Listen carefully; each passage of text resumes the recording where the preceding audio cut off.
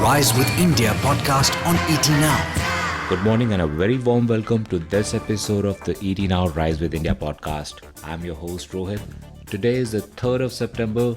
Over the next few minutes, you will get to hear all that matters this morning in the world of business, markets, and the top headlines. Before we start, here's what's on the show. HDFC Life plans $1 billion share issue. Rally resumes on Dalal Street. Another day of records. And New York is under emergency because of floods. Also on the COVID corner, India's daily coronavirus tally is nearing the 50,000 mark after witnessing its biggest single-day rise in infections in nearly 2 months. Meanwhile, the central government has said that if mass gatherings are to be attended this festival season, then full vaccination should be a prerequisite.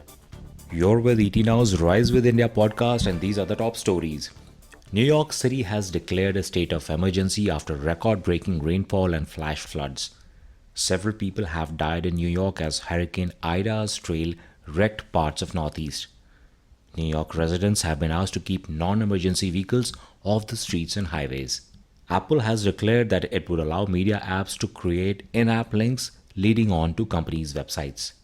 This allows the likes of Spotify and Netflix to bypass Apple's cut in subscriptions. The US FDA is considering whether to authorize a small dose of Moderna's COVID vaccine for boosters.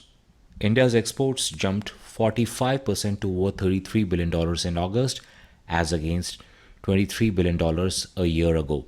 Rural India is driving up the digital transactions according to PhonePe. The founder told ET Now that as much as 80% of transactions on the platform are taking place in Tier 2 cities. HDFC Bank is reported to be working with software firm TCS to revamp its digital platform. ET Now learns that a new user interface for internet and mobile applications is being prepared by TCS and is ready for testing. The government has for the second time invited bids from law firms to advise it on the mega IPO of LIC. The earlier RFP did not receive sufficient response. US stocks ended higher as the jobless claims report and trade balance showed that the economic recovery is on track. Investors are now awaiting the August jobs report expected tonight. On to Dalal Street, and markets have resumed their upward march after a day's pause. For the week, we are already up by over 3%. Buying in IT, FMCG and banking shares propelled the index to new highs. Both FIIs and DIIs were net buyers, with foreign investors lapping up shares worth 350 crore rupees and domestic institutions buying shares worth about 380 crore rupees. Traders should now stay cautious as sudden volatility could come in and a bout of profit booking is always on the table. Let's tell you about the active stocks this morning. The board of HDFC Life will meet today to consider issuing a preferential allotment of shares.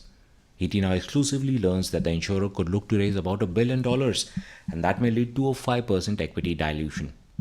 Ratings agency ICRA has revised its outlook for domestic steel sector from stable to positive. Bharti Airtel has said that it is getting new partners to enable 5G use cases for various consumers and enterprises. It plans a campaign for 5G handset buyers, informing them about various checks to ensure the device works well in India. Keep an eye on shares of Mahindra & Mahindra if the pressure continues. The company has said that production will be cut by up to 25% due to semiconductor shortage. Granules India has received the license from DRDO to manufacture and market the COVID drug 2DG. Those were the stocks and news, and that's all we have time for. Thank you for listening in. We will be back again on Monday with a fresh episode of Rise with India. Wish you all a great day ahead. The Rise with India podcast on ET Now.